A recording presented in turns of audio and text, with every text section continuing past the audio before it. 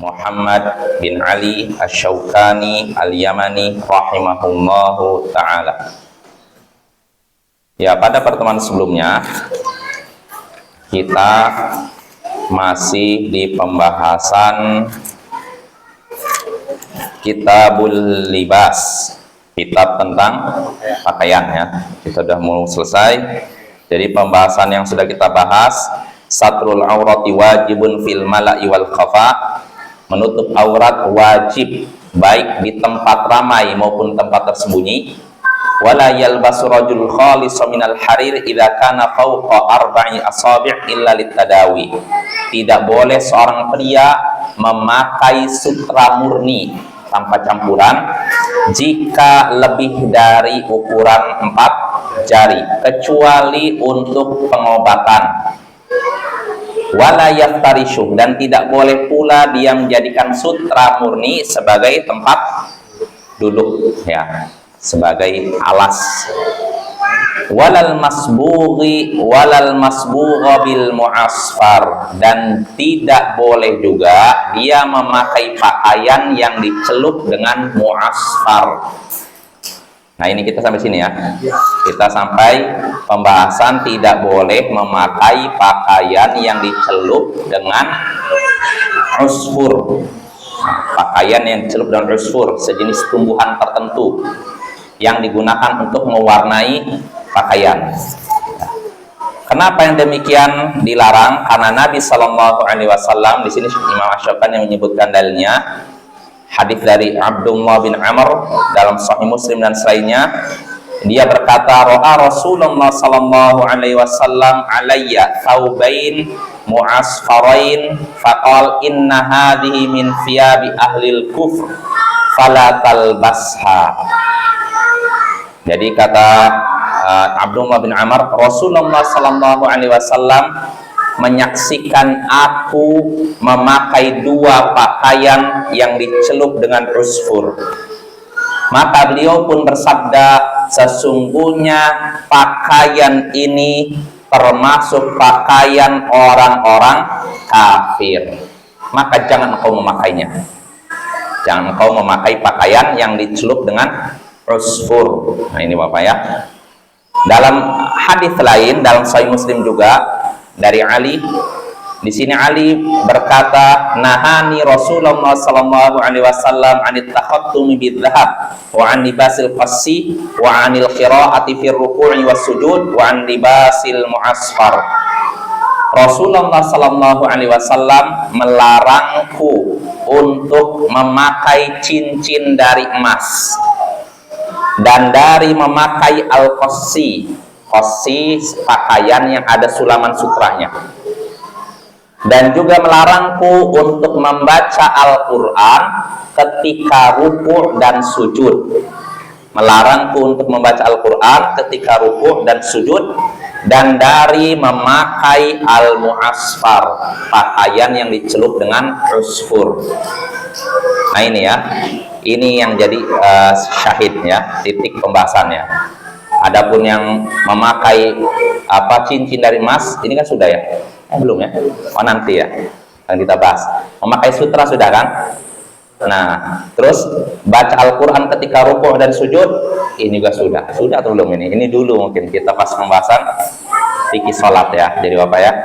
Jadi kita ketika rukuk dilarang membaca Al-Quran, ketika sujud dilarang baca Al-Quran. Kenapa demikian? Dalam hadis lain disebutkan bahwasanya ketika ruku' Nabi memerintahkan fa'azimu fihi rabb, maka agungkanlah Tuhanmu. Jadi ketika ruku' itu kita diperintahkan untuk mengagungkan Allah dengan tasbih dan semacamnya. Adapun sujud waktunya doa. Maka jangan gunakan untuk baca Al-Quran, ruku' dan sujud ya. Lalu berikutnya terakhir nyatakan, dan Nabi melarangku, kata Ali bin Abi Thalib, dari memakai pakaian mu'asfar. Pakaian mu'asfar, pakaian dicelup dengan usfur ya. Wal usfur di sini kata Imam Asy-Syaukani, yasbagu thawba sabghan ahmar ala hay'atin makhsusah. Usfur ini adalah sesuatu yang memberikan warna merah dalam bentuk tertentu. Pakaian itu dicelup dengan usfur sehingga warnanya jadi merah dengan bentuk tertentu. Jadi warnanya jadi merah. Nah, disinilah baru timbul pertanyaan, bolehkah memakai pakaian merah, Bapak ya? Nah, bagaimana nih? Nah, kata Imam Asy-Syaukani, kita baca aja dulu penjelasan Imam Asy-Syaukani. Jadi di sini kan warnanya merah nih. Pakaian mu'asfar itu pakaian yang dicelup dengan usfur sehingga warnanya jadi merah. Maka kata Imam Asy-Syaukani, fala yu'ariduhu ma warada fi lubsi mutlaqil ahmar. Maka ini tidak bertentangan dengan hadis yang menyebutkan tentang memakai warna merah secara mutlak. Kama fi sahihain, sebagaimana dalam sahih Bukhari Muslim. Min haditsil Bara, dari sahabat Al-Bara bin Azib, ia berkata, kana Rasulullah sallallahu alaihi wasallam marbu'an ba'ida ma bainal mankibain. Rasulullah adalah sosok yang pertengahan, tidak terlalu tinggi, tidak terlalu pendek, pertengahan, standar. Dan beliau ba'ida ma bainal mankibain, bahu beliau itu lebar. Ya.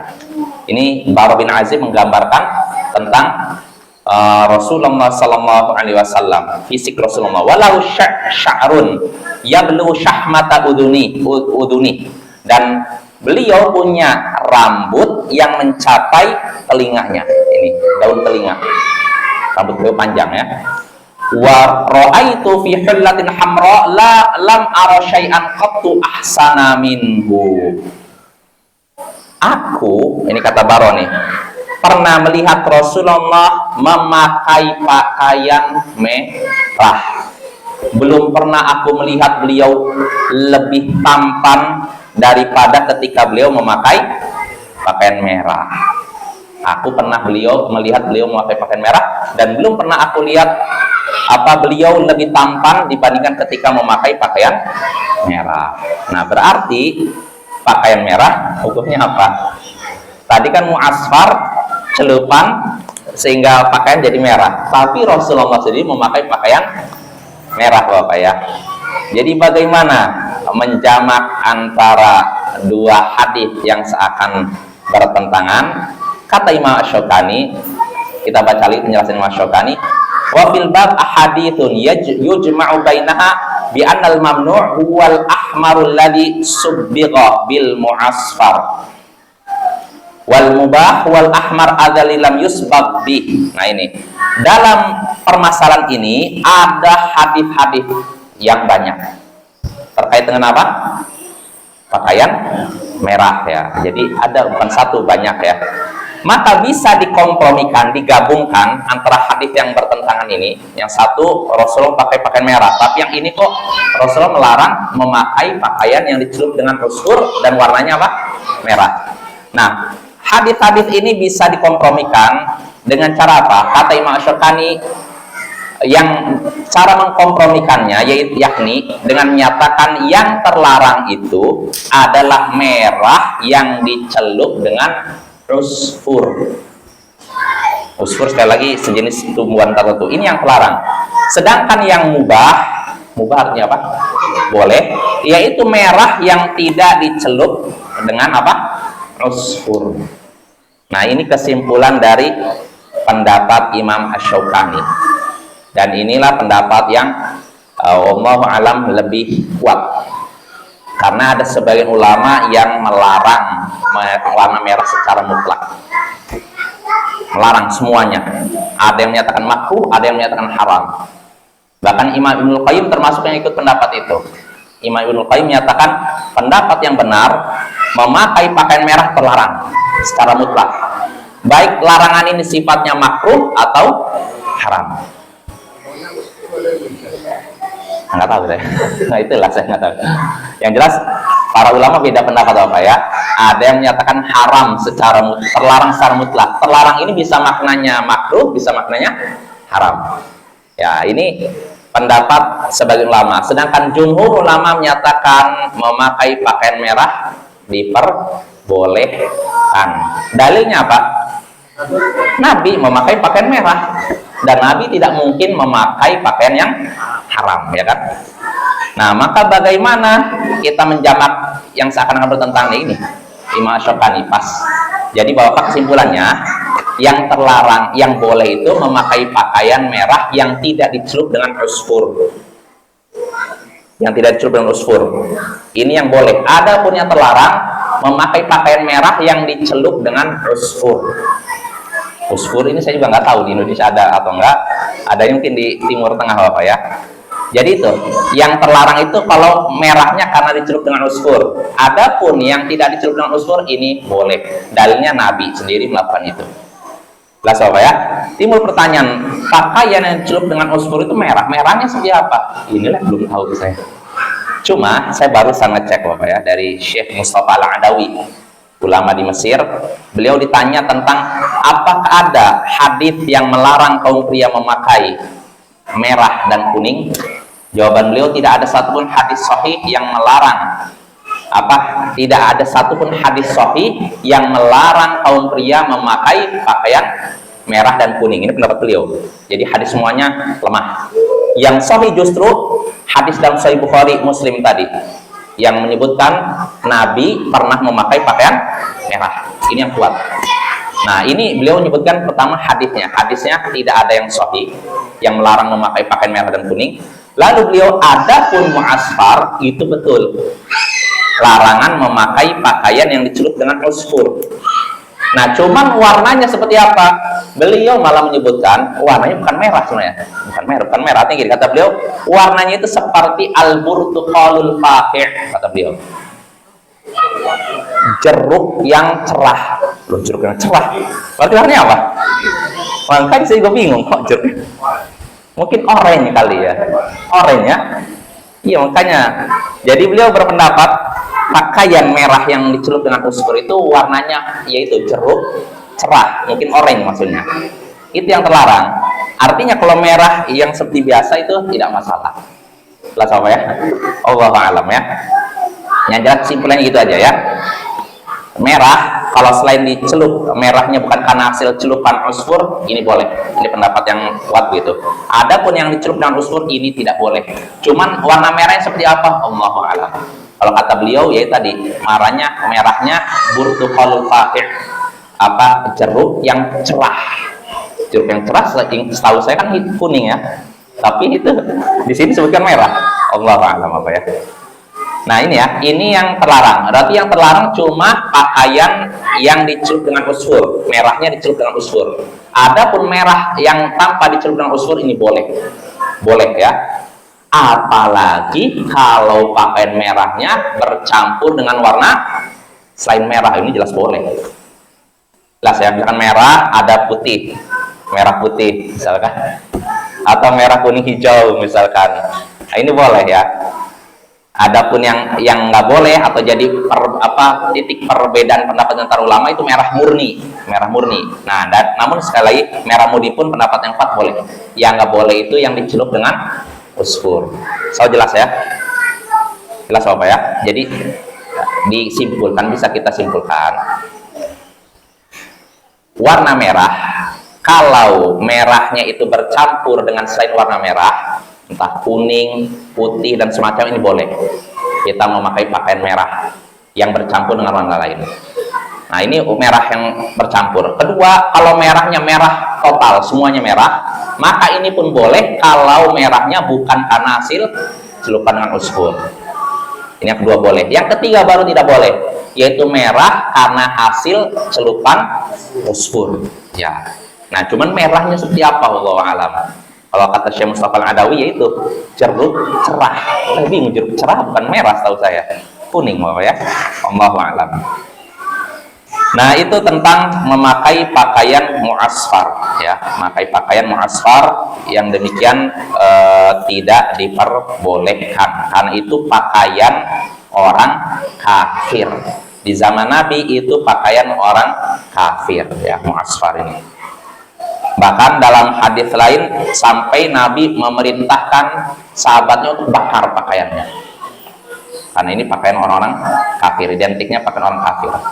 Nah, ini tentang mu'asfar. Lalu berikutnya, pembahasan berikutnya yang disebutkan oleh Imam Asy-Syaukani rahimahullah, wala thawba syuhrah, dan tidak boleh seorang pria memakai pakaian syuhrah, popularitas, pakaian yang menjadikan dia masyhur, terkenal. Ya, apa dalilnya yang seperti ini terlarang? Di sini Imam Asy-Syaukani menyebutkan dalilnya. Kata Imam Asy-Syaukani rahimahullah, wa ammal man'u min thawbi syuhrah fali hadits Ibnu Umar, man labisa thawba syuhratin fid dunya albasahumullahu thawba madallah yaumal qiyamah. Adapun larangan memakai pakaian popularitas, pakaian yang membuat orang menjadi terkenal, itu berdasarkan hadis Ibnu Umar. Nabi SAW bersabda, siapa yang memakai pakaian popularitas di dunia, maka Allah akan memberikan pakaian kepadanya di akhirat nanti dengan pakaian kehinaan. Jadi kalau ada orang memakai pakaian popularitas itu apa? Pakaian yang membuat orang jatuh apa itu? Jadi bahan perhatian. Gak mesti bagus, gak mesti merah. Kalau pakainya buruk, ini apa ini? Sengaja dia pakai. Seperti kaum sufi. Kaum sufi supaya terkenal dianggap zuhud, mereka memakai pakaian yang gak enak dilihat, kadang robek-robek. Dianggap orang ini zuhud sekali, dia gak cinta dunia dia. Sedangkan kita semua yang di sini cinta dunia, karena pakaiannya bagus-bagus. Nah, jadi pakaian popularitas itu pakaian yang membuat orang yang memakainya jadi bahan perhatian, entah karena saking bagusnya atau saking jeleknya, atau warnanya sangat mencolok, lain daripada umuman masyarakat. Apa ya? Iya, lain dari yang lain. Misalkan pakaian kuning. Kalau di sini ini enggak bahan perhatian enggak? Hah? Enggak juga ya? Oh iya. Ya pokoknya apa?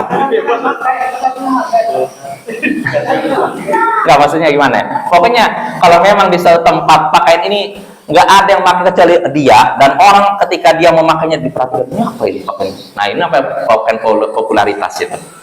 Yang seperti ini terlarang. Kalau dia memakai pakaian itu di dunia, nanti di akhirat diberikan pakaian kehinaan. Jadi dia memakai pakaian sehingga akhirnya jadi bahan perhatian. Wah, apa ini? Lain sendiri. Apa? Ya makanya nggak bisa kita pukul rata ya antara satu tempat atau lain. Iya, makanya nggak bisa. Misalkan, tapi janganlah kalau sebutkan daerahnya nanti ribut. Apa? Iya, makanya kalau misalkan anggap pakaian di Jawa, misalkan identiknya di Jawa, dipakai di sini, orang apa ini? Misalkan ini kalau dianggap asing, kalau nggak asing nggak masalah Bapak ya. Atau pakaian dari Sumatera dipakai di Jawa, padahal orang Jawa nggak ada yang pakai ini, pakaian apa ini? Jadi bahan perhatian. Apanya? Ah, itu makanya supaya jadi perhatian, itulah. Iya. Dan itu Bapak bukan cuma berlaku pada pakaian, kata para ulama, apapun itu.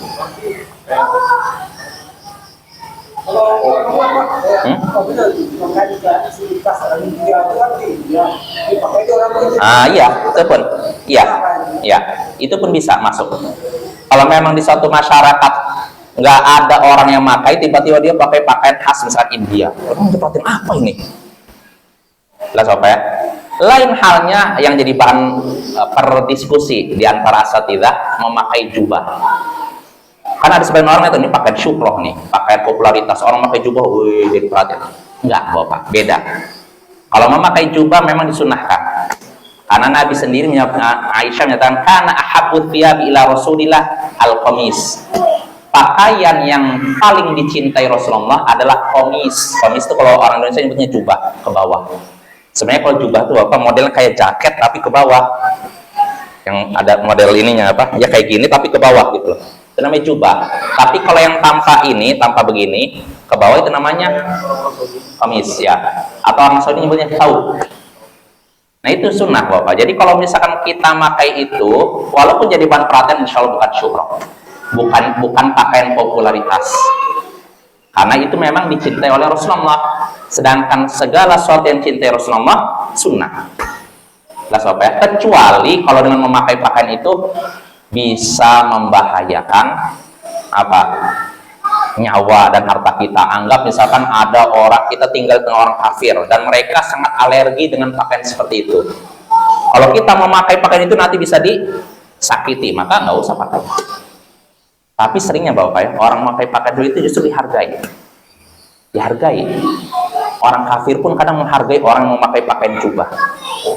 Dianggapnya ustadz atau apa gitu kan. Iya, jadi nggak disakiti seringnya. Justru kalau seorang muslim memakai pakaian yang seperti pakaian orang kafir, justru dianggap diremehkan. Pengalaman pribadi saya gitu Bapak. Jadi ketika kita pakai jubah ke tempat-tempat yang dianggap rawan kejahatan, kita ini aman insya Allah. Gak ada orang yang nodong gitu kan. Tapi kalau memakai pakaian biasa malah ditodong, ya kan? Tapi kalau jubah kan orang segan, gitu Bapak ya. Ya jadi kesimpulannya, pakaian popularitas itu pakaian yang bukan pakaian yang disyariatkan, dan dengan memakainya bisa jadi bahan perhatian. Dan yang seperti ini bukan cuma berlaku pada pakaian, pada apapun, benda apapun yang kalau dipakai, apa ini? Nah, Bapak ya, itu pakaian, mungkin celana kah, atau baju kah, atau topi tertentu mungkin yang bikin orang perhatian, apa ini? Aneh sendiri. Ya. Kita nggak boleh beli Ferrari dong. Ferrari kalau dibutuhkan nggak masalah. Pasti perhatian. Ya kalau jadi bahan perhatian jangan. Kalau dengan mau beli Ferrari kita jadi bahan perhatian orang sekampung, sebaiknya jangan ya.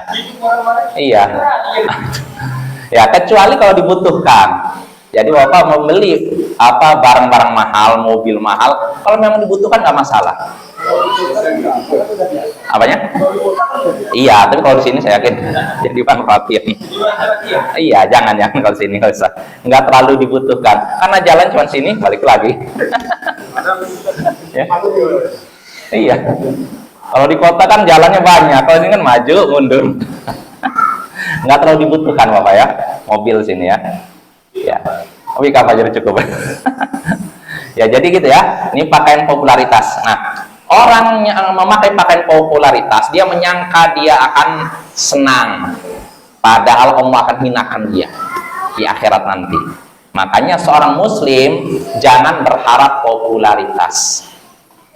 Makanya ulama terdahulu mewanti-wanti, memperingatkan keras dari fitnah popularitas.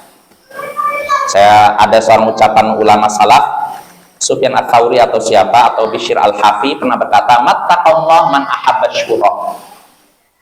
Orang yang suka popularitas, ingin terkenal, bukan orang yang bertakwa kepada Allah. Jelas apa maknanya? Jadi kalau ada orang, saya pengen terkenal, dia menjadi viral, ini orang yang tidak bertakwa kepada Allah. Seorang muslim itu orang yang menutup dirinya, nggak ingin dirinya terkenal. Jelas ya?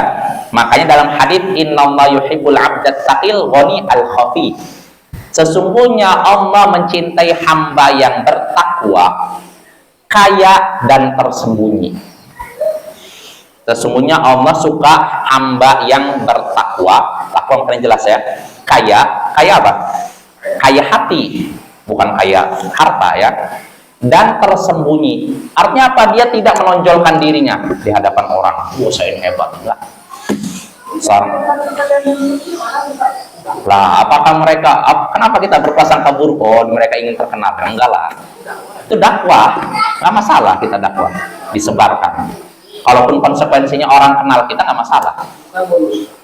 Aja bonusnya. Masalahnya nggak foto itu. Nah ini yang jadi masalah. Sekedar nyampaikan ilmu nggak perlu selfie. Wah dia udah dekat ustadz yang nggak perlu.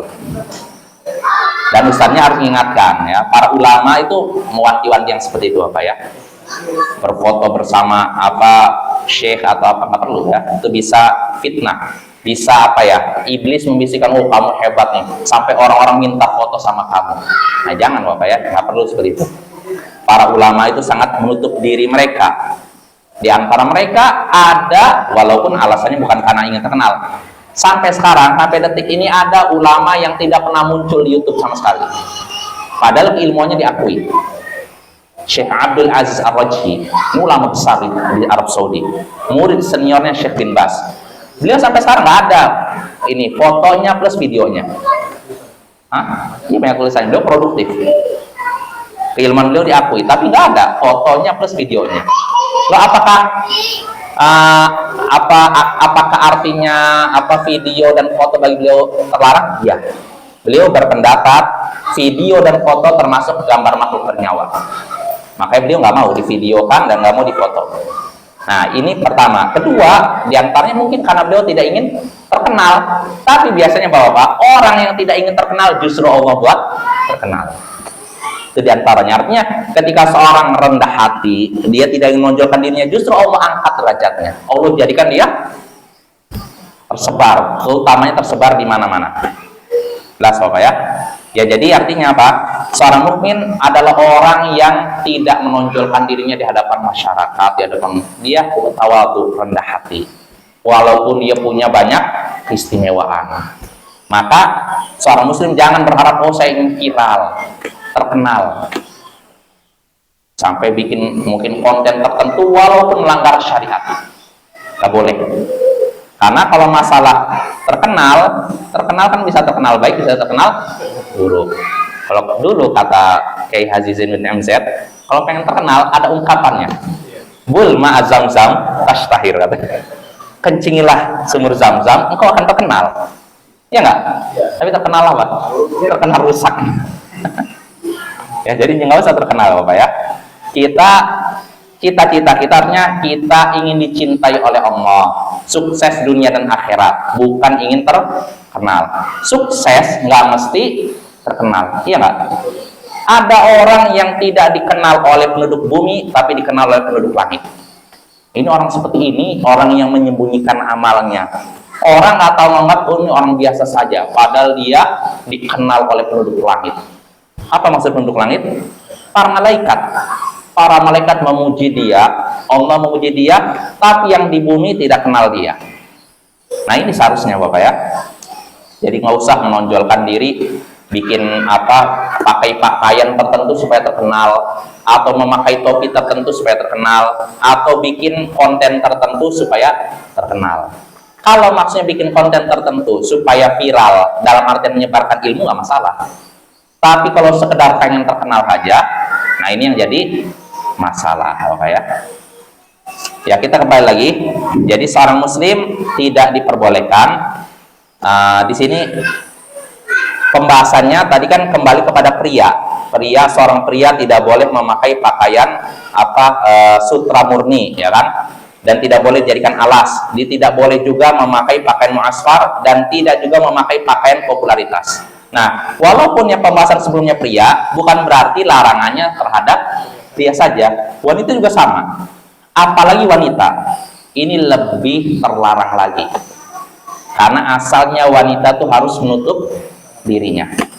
Al-mar'atu aurah. Dalam hadits Sahih Muslim Ahmad, al-mar'atu aurah. Fa idza kharajat istashrafaha syaitan. Wanita itu aurat. Kalau dia keluar dari rumahnya, maka setan akan menghias-hiasinya. Dijadikan walaupun maaf biasa saja, tapi setan bikin dia kelihatan seperti cantik luar biasa. Nah, ini memang kerjaan setan Bapak ya.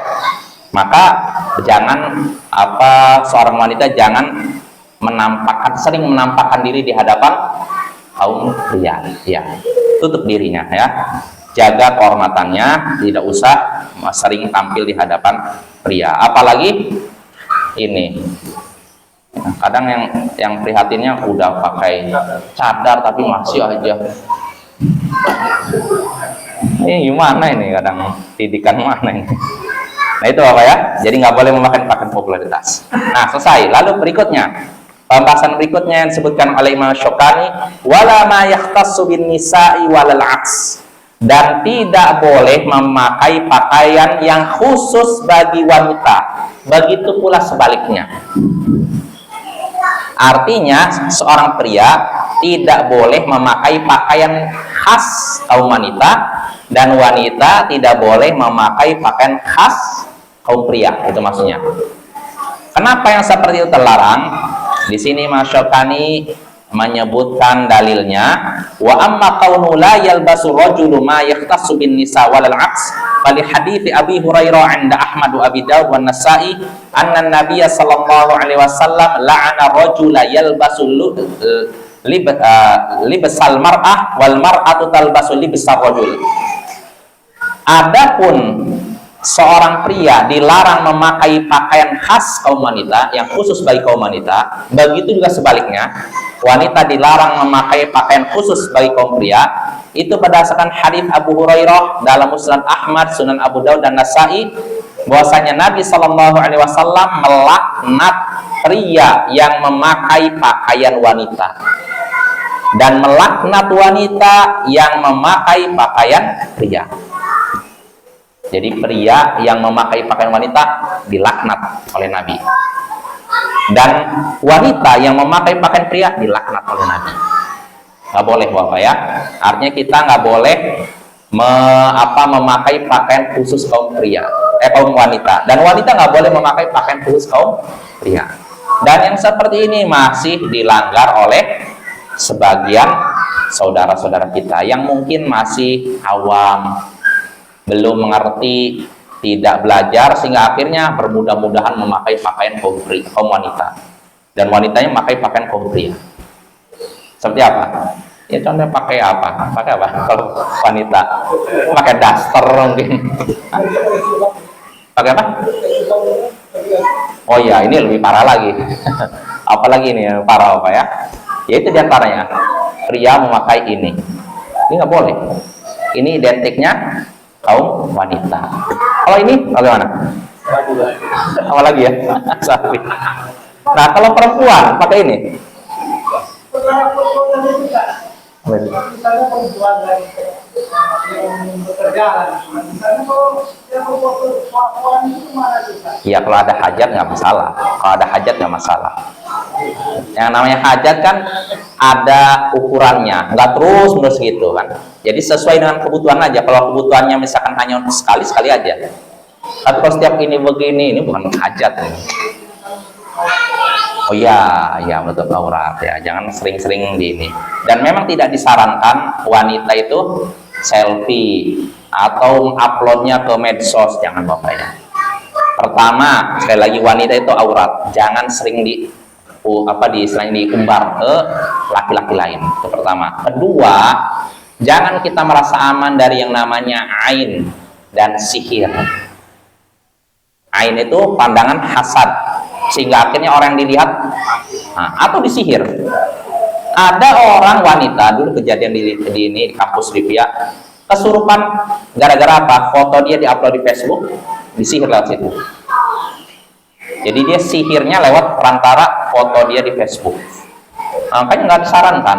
Itu mengupload foto di Facebook itu bukan cuma untuk wanita saja, pria juga nggak disarankan.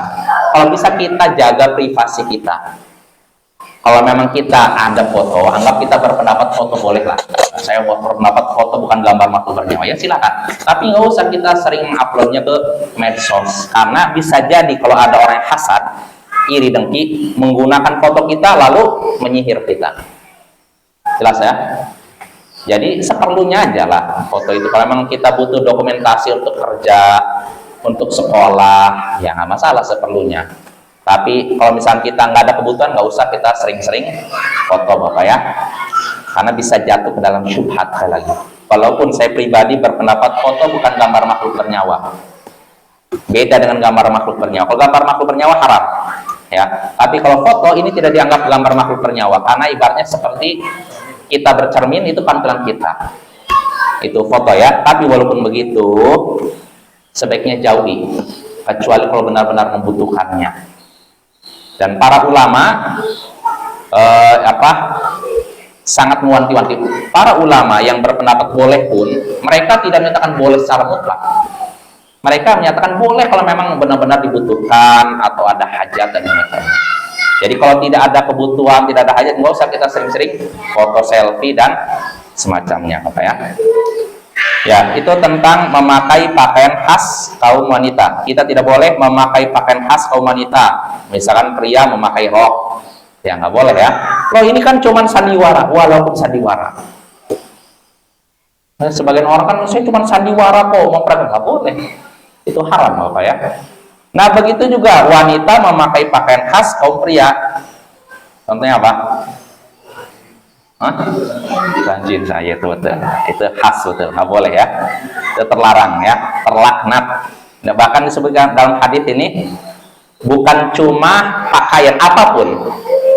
Kita kalau misalnya laki-laki menyerupai gerakan wanita itu pun haram, terlaknat. Atau wanita mengikuti gerak kaum pria, gaya yang seperti gaya pria ini pun terlaknat.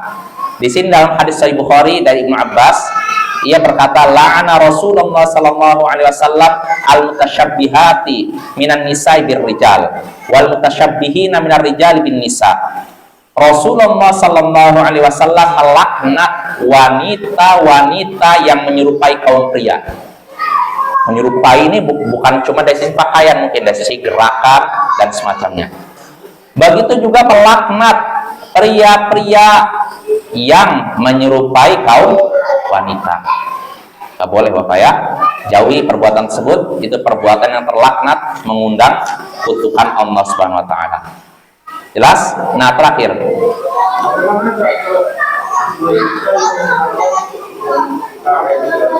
Jadi apa? Hah?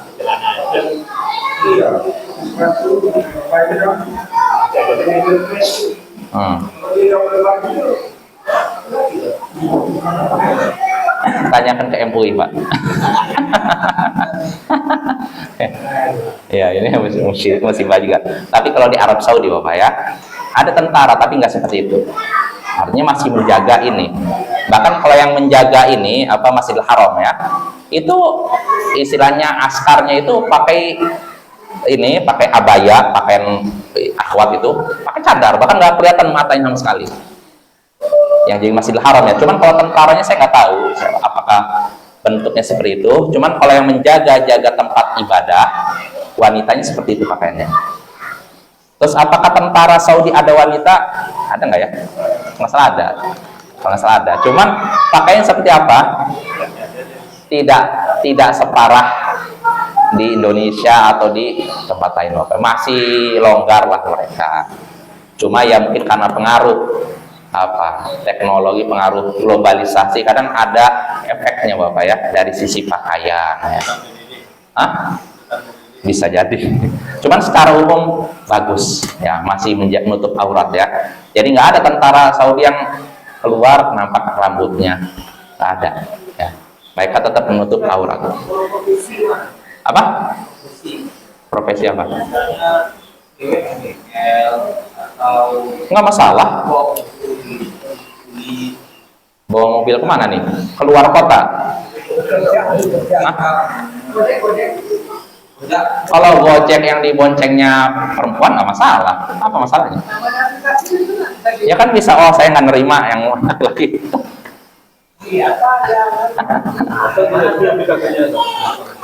Itu bisa.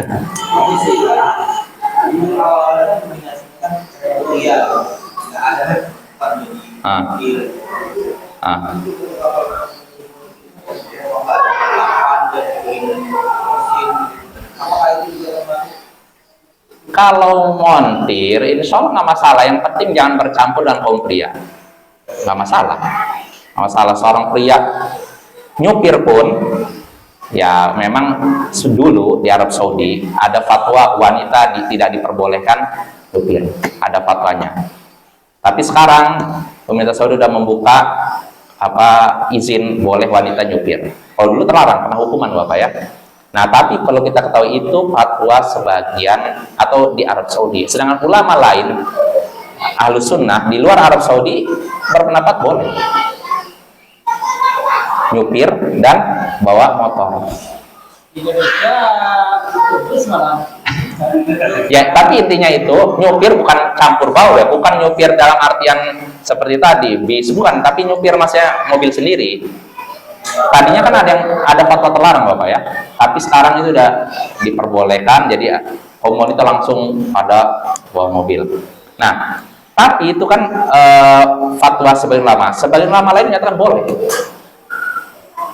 dan sebagian ulama yang menyatakan tidak boleh, karena ada seorang ulama dari Yaman. Yaman itu mirip dengan Saudi Bapak ya, masih berpendapat nggak boleh wanita itu nyetir atau bahkan bawa motor. Nah, jadi ada seorang ulama Yaman datang ke Depok dulu. Ulama ini datang ke Depok untuk muhadharah, ngisi muhadharah ceramah. Nah, kebetulan ada akhwat lewat pakai motor bercadar. Seorang ustadz nanya, "Syekh, apa hukum ini, Syekh?" Syekh ngeliatin, Allahu a'lam. Syekh beliau sebenarnya berpendapat nggak boleh, tapi kan ngeliat kok di Indonesia udah biasa ya akhwat tuh kaum muslimah keluar pakai motor. Maka Syekh bilang, Allahu a'lam. Iya, artinya kadang urf itu kebiasaan mempengaruhi hukum juga Pak ya. Bisa jadi kalau di Yaman, di Arab Saudi suatu yang langka dulu ya. Oh, wanita keluar pakai mobil sendiri atau kalau yang di Afghanistan itu kan perempuan juga boleh itu sekolah sampai dia ya. Iya, jadi perempuan keluar sendiri nggak boleh di Afghanistan begitu. Jadi Bapak ya, walaupun sebelum dikuasai Taliban bebas, tapi setelah dikuasai Taliban nggak boleh. Nah itu juga kondisi mungkin di Yaman, Arab Saudi dulu. Jadi nggak boleh wanita keluar bawa kendaraan. Tapi sekarang sudah diberikan kelonggaran. Ya semoga aja nggak menimbulkan mafsadat Bapak ya. Mudah-mudahan itu nggak menimbulkan mafsadat. Apa? Allahu a'lam ya. Kalau memang wanita mengendarai mobil memang cuman jarak yang dekat, tidak sampai jarak safar keluar kota, ini nggak masalah insya Allah. Tapi kalau sampai keluar kota, jarak safar nggak boleh, karena wanita nggak boleh berpergian dengan perjalanan safar kecuali dengan mahram. Safar seperti apa sih? Ini ke Padang tuh, jelas ini safar. Jadi anggap di sini nggak ada laut, adanya jalan dari Siberut ke Padang. Maka wanita yang mau bepergian harus sama mahram, nggak boleh sendirian. Jelas? Mana sumber busi itu? Itulah makanya. Padang Jakarta tuh kan? Itulah makanya kaum wanita harus banyak belajar. Udah habis waktunya. Ya cukup Bapak ya, waktunya habis ya. Subhanakallah wa bihamdik.